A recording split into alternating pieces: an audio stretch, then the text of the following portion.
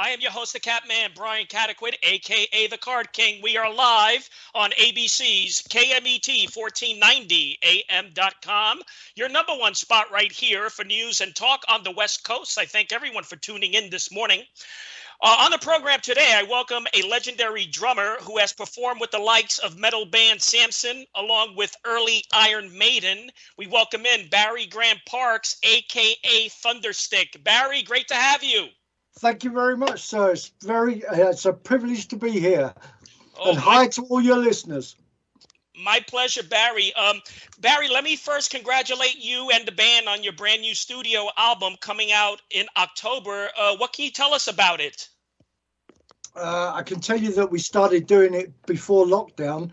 I actually put down some drum tracks in 2019, would you believe? And it has taken this long to come to fruition, but we got there in the end. So I'm more than grateful for it, for the actual thing to be finalized, and we've now got it mastered and mixed and mastered, and it's in production as we speak. So the album is due to come out in October. I believe the single recently came out, right? Yeah, yesterday. Yeah, we're going to take two singles from it. This single that we put out yesterday actually has already seen the light of day in a past album that we did back in 2017. But I've got a really wonderful vocalist, and we've taken a new direction. We've got a heavier direction on this album, and so it was my intention to try and go back and revisit that original track, a track called "Go Sleep with the Enemy, I Dare Ya," and it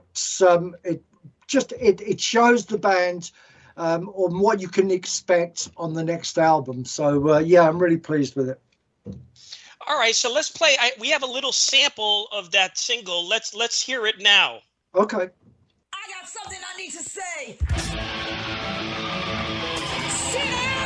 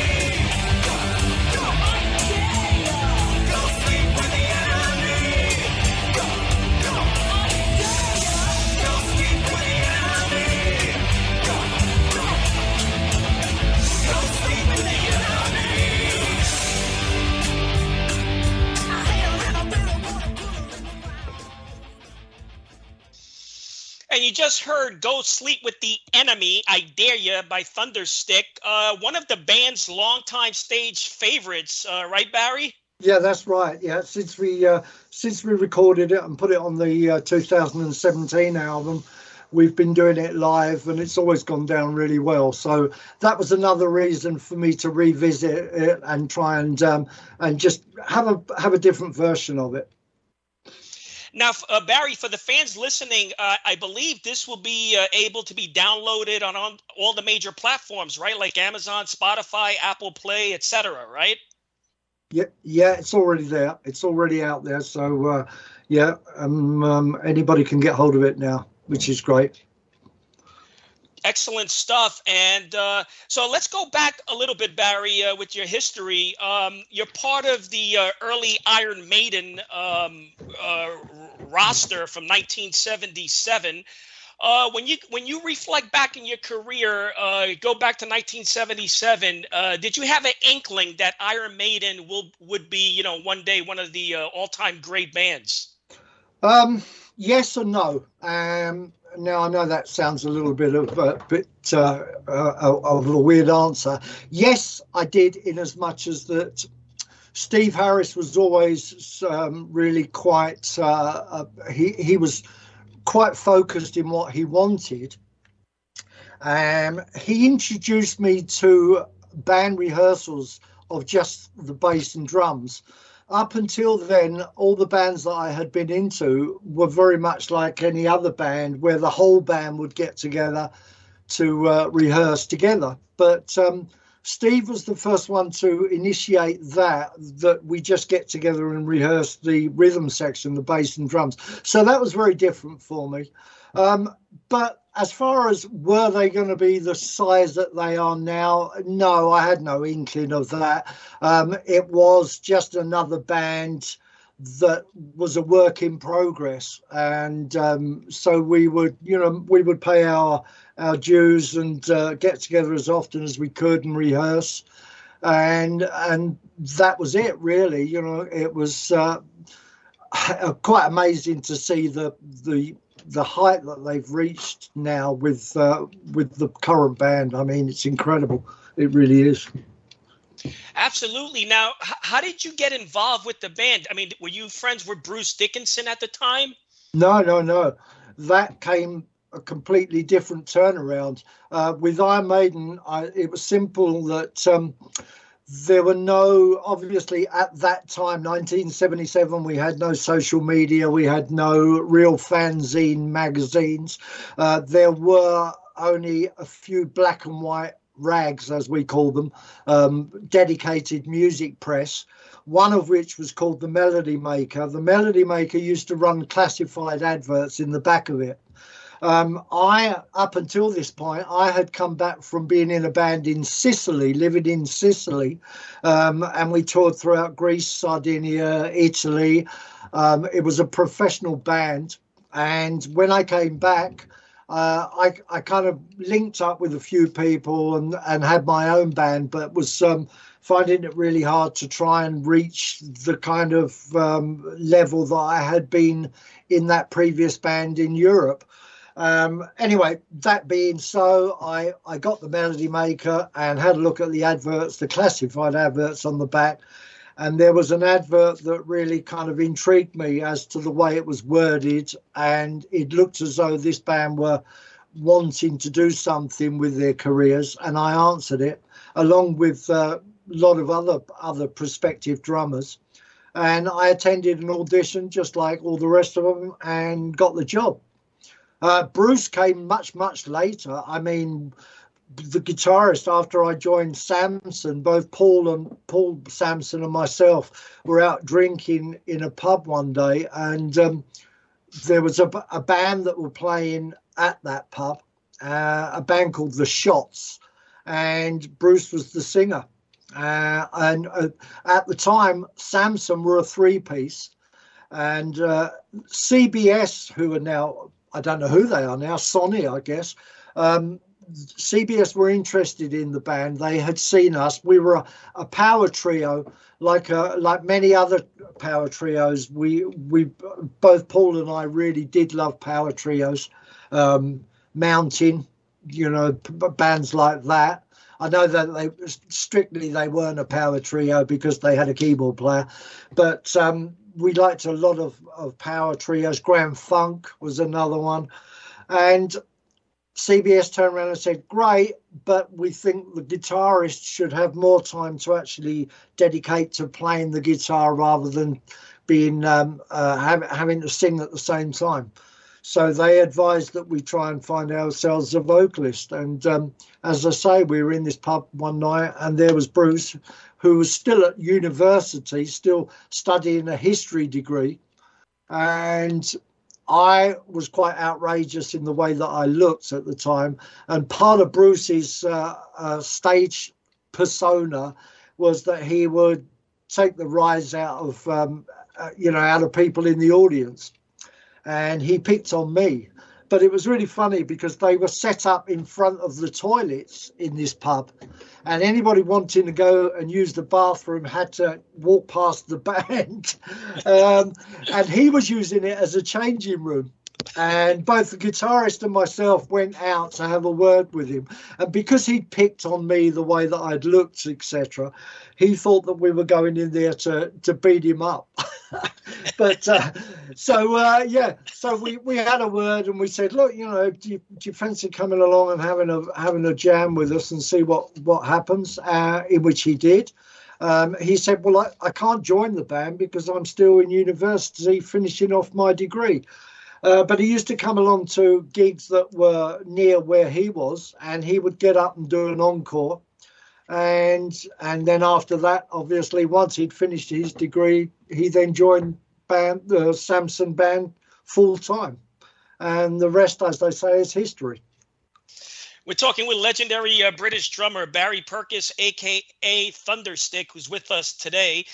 So you mentioned Samson, Barry. Now, at that time, it was a short stint with Maiden, 1977. Did you feel at that time, you needed to branch out and develop your own persona? Yeah, in a word, yes, definitely. As I've just briefly touched on the fact that there were no real fanzine magazines, and we certainly didn't have VHS. We had nothing like that. It was in its infancy.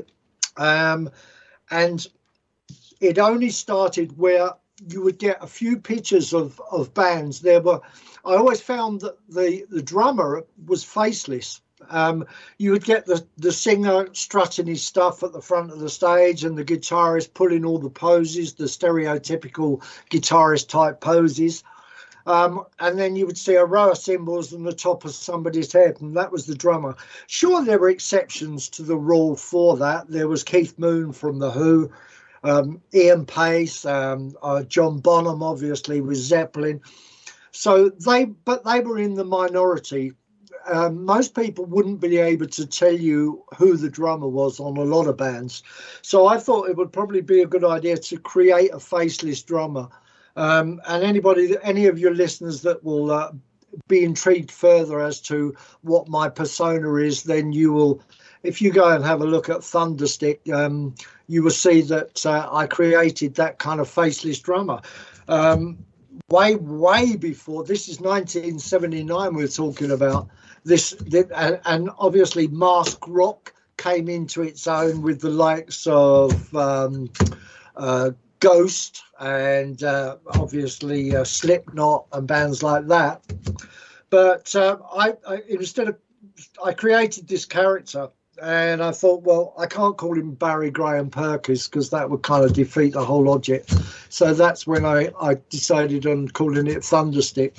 And I'm still doing it to this very day. And also, I took it one step further and started playing inside a cage. That's what I wanted to ask you, Barry. I wanted to ask you, is that true?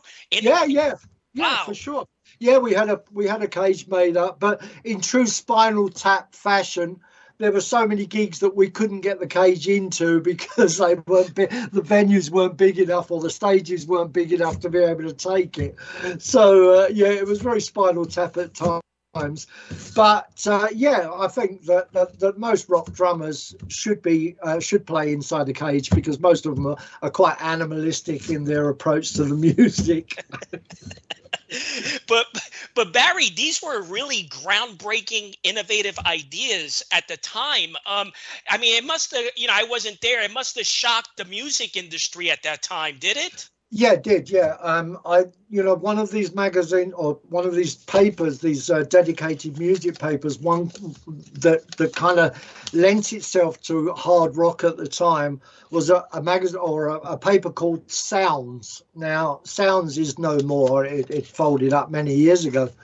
But they ran a picture of me on the front cover of it. Or the picture of Thunderstick on the front cover. And they also ran a title, Is This the New Face of Heavy Metal? Now, which is also strange because heavy metal hadn't really existed until then. It had always been heavy rock or hard rock. There was no actual heavy metal. The phrase heavy metal didn't exist. And this magazine ran a feature. They did a big review of one of our gigs, and the gig was a band called Angel Witch and Iron Maiden and Samson. This was on a tour called the Heavy Metal Crusade. And so, yeah, they did pick up on it. That was the first time that I think the phrase, the new wave of British heavy metal, had ever been used. The guy that wrote the feature on it used that terminology. And as we know, that in itself is a genre all unto itself nowadays, you know, the new wave of British heavy metal. And there are still a lot of bands that came out of that. I mean, that kind of movement, that musical movement, came up as a result of, up until then, punk had been really quite prevalent in this country. And record labels were only signing punk bands, and promoters would only put on punk bands. And there was this underground movement of musicians that couldn't get a look in anywhere because of punk. Now, we all know that there are certain punk bands that managed to last and are still, you know, still in existence to this day. Bands like the Damned and Clash and those kind of bands. And I really did love the Sex Pistols when they first came about. I didn't really agree with a lot of their kind of their idiom that they, you know, and their thoughts that they put forward. But the music, that one album, Never Mind the Bollocks, Here's the Sex Pistols, was an incredible album of its time. It really was. It had that raw power to it. It really was really strong. But as I say, you know, there were a lot of bands that had actually learnt how to play their instruments, and they couldn't get a look in.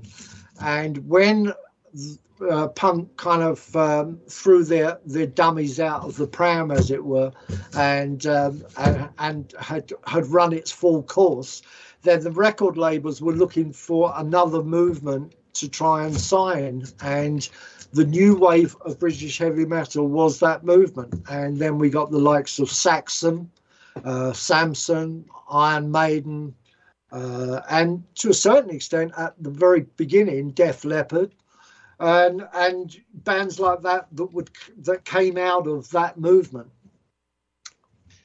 So Barry, from that sound cover page in which it featured Thunderstick, your publicity must have been skyrocketing. And, you know, I had on Carmine a piece on the program from Vanilla Fudge, and I remember him saying something that, you know, when the drummer gets bigger than the vocalist, it can create some friction with the band. So, you know, I started thinking it's a good thing that you branched out and started Thunderstick. Yeah, I mean, a lot of that came about with Samson. We had 3 frontmen. The band was called Samson because of the guitarist. His name was Paul Samson. Bruce Dickinson was the singer, and so he was obviously the front man for that band. And I was the main press angle that most you know, journalists would take, because it was as you've rightly said earlier on, it was a unique image. And so there were 3 of us vying for attention within that band. And the reason that I parted company with Samson was, at the time, most interviews would talk about me, would talk about Thunderstick, the Thunderstick image. And it got to the point that Paul and Bruce were getting kind of fed up with it, and they would sit down with a journalist, a music journalist, and they'd say, look, instead of writing all about Thunderstick, can we actually talk about the music itself? And there was one definitive interview that was for a magazine called Kerrang! And the guy sat down with Paul and Bruce, and they said that, well, you know, can we talk about the music and you know, the band itself? Let's not talk about Thunderstick. And they did the interview, And when the interview came out, every paragraph in that interview had a tiny picture of the Thunderstick mask all the way down it, and I wanted to keep the theatricality of it because I've always been into theatrical bands such as Alice Cooper. I still love Alice to this day. He's one of my idols. The Tubes, another band that I really loved at the time. But they wanted to stop all that. You know, they said, look, you know, we've gone down that route. We don't want that theatricality anymore, whereas I did. And so when that magazine article came out, that was kind of that kind of sealed my fate, as it were, with Samson. And after that, I left and started Thunderstick with a theatrical, you know, with the theatrical kind of foresight for that band. And, you know, for the fans listening to the program, you know, when I listen to Thunderstick, it's kind of a mixture of heavy rock with some doom overtones. You know, it's got a heavy charge. How would you classify your sound? I think that's pretty good, what you just said. I look on it as a power rock band. I don't think we're heavy metal, but then the story that I just told you about the new wave of British heavy metal and Thunderstick becoming the focal point for that movement automatically puts me into that kind of genre because of the very nature of the phrase, the new wave of British heavy metal. But I've never looked on Thunderstick as being a heavy metal band. So we have to kind of, you know, pick and choose where we play, which festivals we play, because it's not only unfair for the band, but it's unfair for the fans as well. If they go to a festival and they're expecting out and out heavy metal bands and we come on stage, they may think, you know, we've been shortchanged here because this is not a heavy metal band. We are a power rock band. So, you know, there are a lot of bands in that sort of genre. And we've just done a festival recently last week, which is great. And when it's just right and we pick the right festival, it's great. We have a wonderful time. And so it's a power rock band, I think. And I have a couple of minutes left. So Thunderstick, what do you have going on in the pipeline? What's your next tour? Next tour, well, we haven't actually got a tour. We've got chosen dates. The next one is in France. That we're doing a festival over there called British Steel. And then we have a couple of selected dates over here in the UK. And the very next thing that I'm concentrating on is getting the album out there in October. So I'm really looking forward to it because, I mean, it is a really different album, this one. And as you kindly played a little bit of the single, it's that kind of sound to it. But there is a lot of diversity in that in those tracks that we have. It runs at 1 hour and 20 minutes, so I think it's a pretty good album lengthwise, and I'm just looking forward to it being out there. Yeah, so Barry, let's remind the audience in October, where can they purchase this new release? It's going to get put on all the usual places for download, but it will also be available through a company called Roulette Records. And all you have to do is either that or just look up Thunderstick on any of the usual places like Facebook, etc. So there'll be a lot of promo on it when it just before it comes out. So anybody that's interested, just look up Thunderstick and it will take you to where you can actually get it. And final question, can we expect to see Thunderstick in the US? Oh man, I would love to. I mean, last time I came over to the US, I lived in the US for a while because one of my singers was American, and I lived on the East Coast.